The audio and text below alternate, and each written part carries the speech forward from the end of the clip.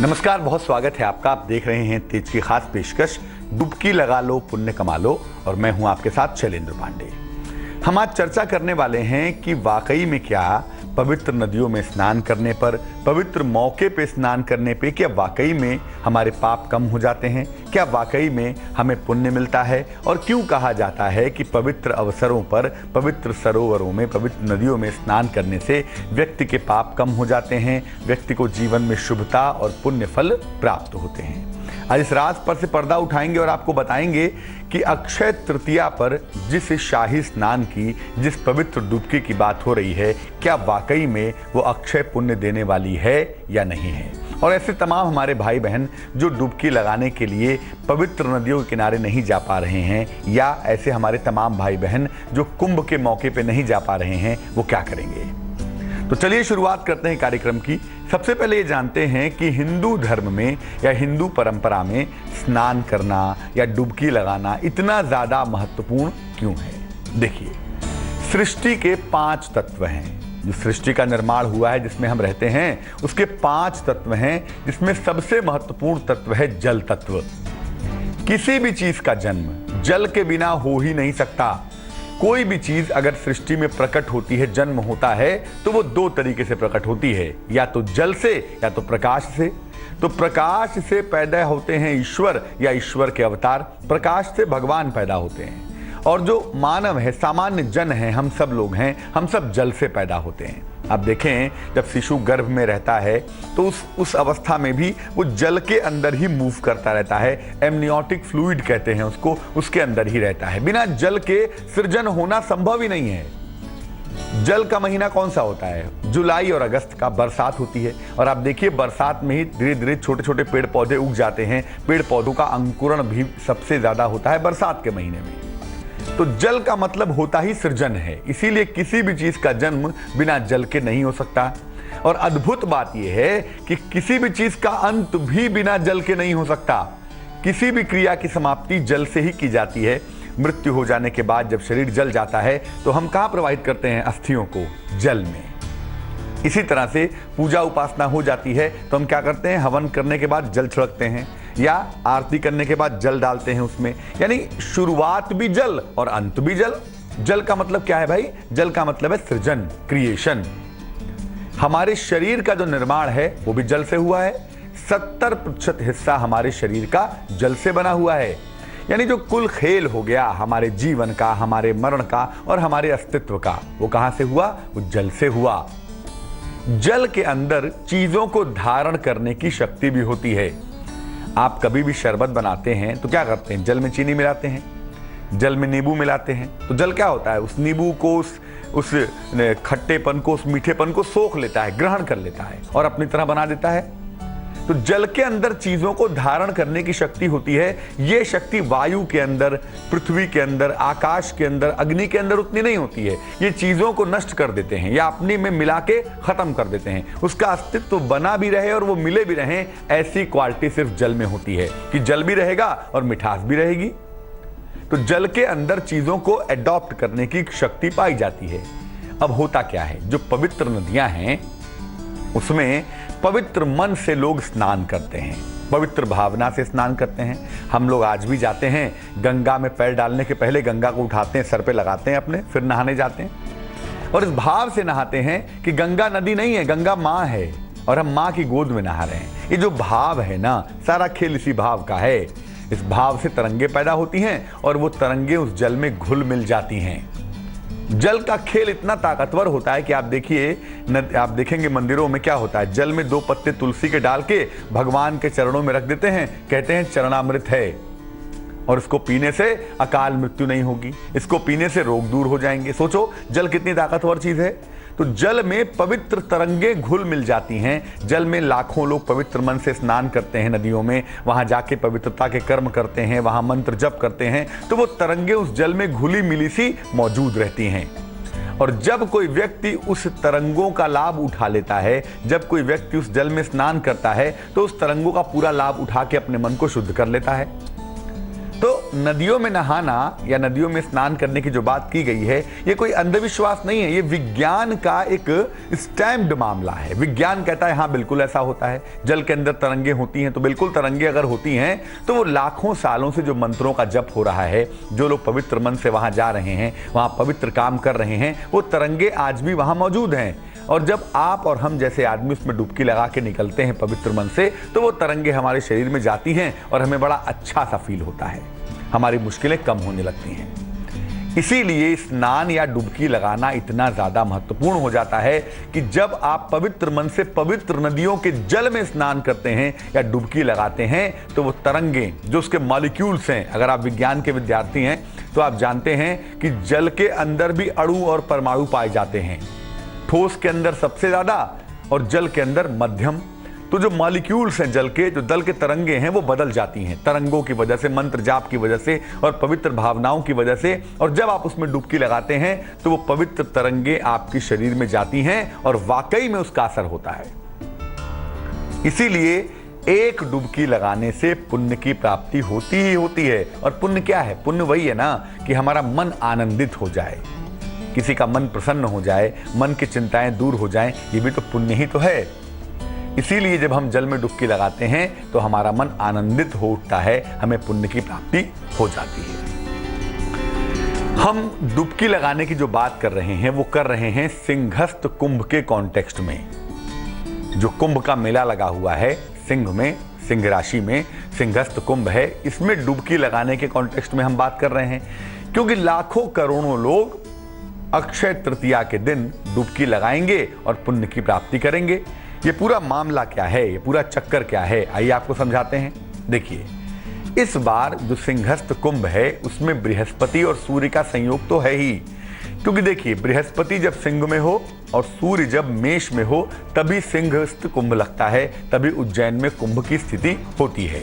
तो वो तो है ही, बृहस्पति और सूर्य की स्थिति बनी हुई है, उनका एक अद्भुत संयोग बना हुआ है, जिस वजह से उज्जैन में सिंहस्थ कुंभ लगा हुआ है।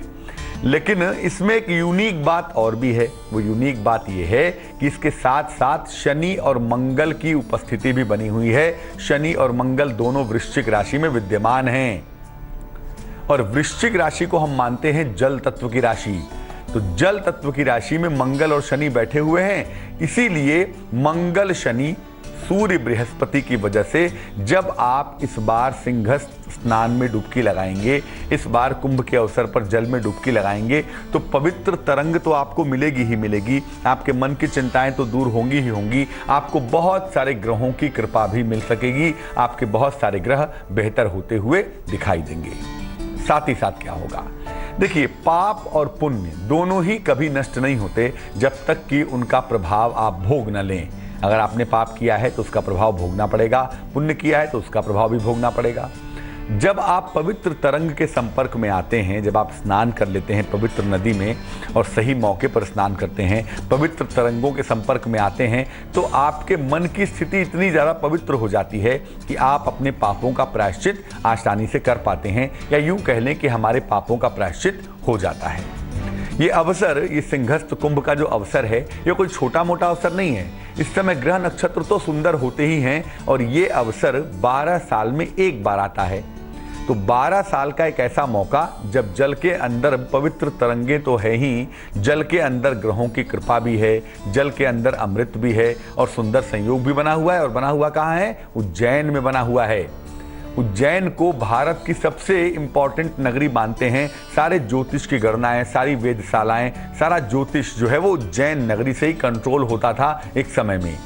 तो उज्जैन में जाके कुंभ में स्नान करने से आपको पवित्र तरंगे मिलेंगी, ग्रहों नक्षत्रों की कृपा मिलेगी और ईश्वर का आशीर्वाद भी मिलेगा, जिस वजह से आपके पाप कम होंगे, पुण्य तत्व का उदय होगा और जल तत्व की वजह से आप ज्यादा बेहतर हो पाएंगे, ज्यादा पवित्र हो पाएंगे।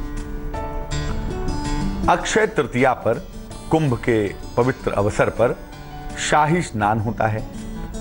शाही स्नान का मतलब ये होता है कि जिसमें अलग अलग धर्म के जो अखाड़े हैं वो अलग अलग तरीके से अपनी अपनी परंपराओं से स्नान करते हैं और उस मौके को सबसे अधिक दुर्लभ मौका मानते हैं। शाही मतलब होता है राजसी, जिसमें राजस्व हो, राजा हो। अब जो साधु महात्मा हैं उनके लिए राजसी तत्व का मतलब क्या है? उनके लिए राजसी तत्व का मतलब है कि जिसमें ईश्वर जैसा राजा, ईश्वर की कृपा उनके ऊपर बरस सके। इसीलिए इसको शाही स्नान कहा जाता है, क्योंकि इसमें ईश्वर की कृपा प्राप्त करने के आसार, अवसर ज्यादा होते हैं। तो अक्षय तृतीया का जो स्नान है वो शाही स्नान है, बड़ा स्नान है। और कुंभ के अवसर पे तो होगा ही होगा, कुंभ में तो लोग नहाएंगे ही। पूरी दुनिया भर में अक्षय तृतीया पर लोग पवित्र नदियों में स्नान करते हैं, पवित्र जलधाराओं में स्नान करते हैं, पवित्र सरोवर में स्नान करते हैं और पुण्य अर्जित करते हैं। इस बार अक्षय तृतीया को लेकर लोगों के मन में बड़ी सारी भ्रांतियां हैं कि बहुत बुरी है, बहुत अशुभ है, जिसको हमने बहुत हद तक दूर करने की कोशिश भी की है यहाँ पर। लेकिन अब ये जानते हैं कि अक्षय तृतीया पर इस बार अगर कोई व्यक्ति पुण्य की डुबकी लगाता है तो क्या वाकई में उसको पुण्य मिलेगा या क्या होगा? अक्षय तृतीया पर इस बार के स्नान के परिणाम क्या होंगे? देखिए, अक्षय तृतीया का जो खेल है, अक्षय तृतीया का जो मामला है ना, वो 2 ग्रहों से बनता है, सूर्य और चंद्रमा से। आपको बताया कि सूर्य का मतलब होता है प्रकाश। प्रकाश से कौन जन्म लेता है? प्रकाश से जन्म लेता है ईश्वर। और चंद्रमा मतलब होता है जल, और जल से हम सब जन्म लेते हैं। तो सूर्य और चंद्रमा जब दोनों उच्च राशि में बैठे होते हैं तो जीवन सृजन की संभावना ज्यादा होती है। सूर्य का जो प्रकाश है ना, वो कहता है कि ईश्वर का सृजन होगा, और चंद्रमा का जो जल है वो कहता है कि मनुष्य के अंदर की आत्मा का जन्म होगा, सृजन होगा। तो सूर्य और चंद्रमा दोनों अपनी उच्च राशि में होते हैं, यानी ईश्वर भी है और मानव भी है, दोनों अपनी उच्च राशि में मौजूद हैं। इसीलिए अक्षय तृतीया का पर्व बन गया। अब सूर्य और चंद्रमा दोनों अपनी उच्च राशि में मौजूद हैं अक्षय तृतीया पर, और इसी संयोग की वजह से अक्षय तृतीया का जो पर्व है ये इतना ज्यादा महत्वपूर्ण हो जाता है। इस बार की अक्षय तृतीया पर, जैसा कि हमारे विद्वान दर्शक जानते हैं कि 2 मई से लेकर 2 जुलाई तक शुक्र अस्त रहेंगे, तो अक्षय तृतीया पर इस बार शुक्र अस्त रहेगा ही रहेगा। फिर भी पवित्र नदियों में डुबकी लगाने का पुण्य जरूर मिलेगा, क्योंकि शुक्र अस्त है ना भाई। शुक्र का मतलब क्या है? जो रात्रि सत्ता का स्वामी है, जो रात का स्वामी है। तो रात में नहाने का पुण्य शायद ना मिले, क्योंकि रात्र का जो समय है वो शुक्र का समय है और शुक्र अस्त है। लेकिन अगर सूर्योदय के समय से लेके दिन में स्नान किया जाए, दिन में कभी भी स्नान किया जाए, सूर्योदय के समय स्नान किया जाए, तो इसका पुण्य जरूर मिलेगा, क्योंकि सूर्य भी अस्त नहीं है और चंद्रमा भी अस्त नहीं है। तो सूर्य और चंद्रमा का जो कॉम्बिनेशन का मामला है, सूर्य और चंद्रमा का जो सुंदर कॉम्बिनेशन बना हुआ है, इस कॉम्बिनेशन का पुण्य जरूर मिलेगा। और याद रखिए, जो जल तत्व है वो चंद्रमा के पास है, जो अमृत तत्व है वो भी चंद्रमा के पास है, इसीलिए चंद्रमा को सोम कहते हैं। तो अमृत तत्व मौजूद है, पुण्य धारा मौजूद है, कुंभ का सुंदर अवसर मौजूद है, और ग्रहों की स्थितियां ऐसी हैं कि अगर कोई भी व्यक्ति कुंभ में जाके नहाए तो बड़ी सुंदर बात है, नहीं तो किसी भी पवित्र नदी में जाके नहाए, किसी भी पवित्र सरोवर में जाके नहाए, तो उसको नहाने का पुण्य अवश्य मिलेगा। इस दिन, अक्षय तृतीया के दिन, पवित्र नदियों में डुबकी लगाने से ढेर सारा पुण्य प्राप्त होगा, इसमें कहीं कोई 2 राय नहीं है। जल के अंदर जो स्पंदन है, जो तरंगे हैं, वो आपके मन को शुद्ध कर देंगी, वो आपके मन को बेहतर कर देंगी। और अगर स्नान के बाद ध्यान कर लिया जाए और दान कर लिया जाए तो पुण्य अक्षय हो जाएगा। देखिए, पुण्य अक्षय कैसे होता है? जो बृहस्पति है ना, जुपिटर, जिसको आचार्य कहते हैं, देवताओं का आचार्य है, यानी हमें देता कौन है? हमें देता है देवता। देवता हमें देते हैं, इंद्र देते हैं जल, अग्नि देती है ताकत। हम देवी देवताओं की पूजा करते हैं, और देवताओं से भी ऊपर कौन है? उनका आचार्य है, बृहस्पति है। तो जो देने का भाव है वो कहां से आता है? वो जुपिटर से आता है, बृहस्पति से आता है। और जब बृहस्पति अच्छा हो जाता है ना, तो अब व्यक्ति का जो पुण्य का तत्व है, व्यक्ति की जो शुभता का तत्व है, वो मजबूत हो जाता है। चंद्रमा अच्छा हो, सूर्य अच्छा हो, मंगल अच्छा हो, लेकिन अगर बृहस्पति अच्छा नहीं होगा ना, तो आप कभी भी अपने आप को मर्यादित नहीं रख पाएंगे, कभी भी आप पुण्य के तत्व तक नहीं पहुंच पाएंगे, आप कुछ भी कर लें। इसीलिए स्नान तो किया, चंद्रमा को मजबूत कर लिया, सूर्य को मजबूत कर लिया, ध्यान भी किया और दान भी किया, तब बृहस्पति मजबूत होगा। तो ध्यान और दान भी करें, स्नान करने के बाद मंत्र जप लें, अगर ध्यान जानते हैं तो ध्यान कर लें, और फिर दान करेंगे किसी निर्धन व्यक्ति को, तब जाकर आपका पुण्य अक्षय हो जाएगा। पुण्य कभी नष्ट नहीं होगा। पुण्य पाना कोई बहुत मुश्किल बात नहीं है, लेकिन पुण्य को बचाए रखना बड़ा मुश्किल काम होता है। और इसको बचाए रखने में, व्यक्ति को पवित्र बनाए रखने में जो सहायता करता है ना, उसका नाम है बृहस्पति, जुपिटर। सबसे बड़ा ग्रह मानते हैं इसको, इसीलिए गुरु भी कहते हैं। तो अगर अक्षय तृतीया पर आप किसी पवित्र नदी में स्नान करते हैं, डुबकी लगाते हैं, तो यकीनन जल की अपने तत्व की वजह से, ग्रहों की स्थिति की वजह से इस एक डुबकी लगाने से आपकी तमाम मुश्किलें दूर हो जाएंगी और आप ग्रह शांति के लिए तमाम उपाय करते हैं, वो ग्रह शांति के तमाम उपाय भी इस एक डुबकी से पूरे हो जाएंगे। अब मान लिया कि भाई नौकरी ऐसी है, मजबूरी ऐसी है, स्थितियां ऐसी हैं कि नौकरी छोड़ के नहीं जा सकते, पवित्र नदी तक स्नान करने कैसे जाएं भाई, सरोवर तक नहीं जा सकते कैसे जाएं, या जहां रहते हैं वहां कोई पवित्र नदी है ही नहीं या नदी ही नहीं है, कोई सरोवर भी नहीं है नहाने के लिए, तो क्या करें? तो क्या ऐसा होगा क्या कि पुण्य नहीं मिलेगा? बिल्कुल मिलेगा, क्योंकि देखिए जो पुण्य का खेल है वो जल तत्व के अंदर है। अगर डुबकी नहीं लगा सकते तो नहा तो सकते हैं, और नहा कर भी पुण्य कमा सकते हैं। कैसे?